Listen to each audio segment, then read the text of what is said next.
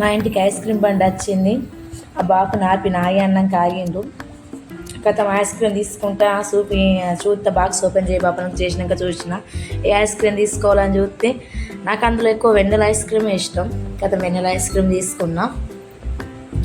తీసుకొని బాపు డబ్బులు ఇచ్చి రిటర్న్ అయినా ఇంటికి అయినాక నా గోస ఏవుతారు. ఇక ఆడ కూర్చున్నాం లేదా మా టామిగాడు అంతోటి గోస వచ్చిండు నా దగ్గరికి వచ్చి నిలుసుడు యూతుండనని ఇంతంత ఐస్ క్రీమ్ తీసి పేపర్లో పెట్టి ఆడేసిన కథం వాడి ముఖం ఇట్లా విడబట్టిన మీదికి. నీకే మొత్తం తింటావు, నాకేమో గింత అంతనని చూడబట్టి తింటే తినరా లేకపోతే లేదు, నేను అది తింటున్నా పెట్టిన అన్న కథ తింటున్నా. ఆడ ముఖం మార్చుకొనే ఉన్నాడు.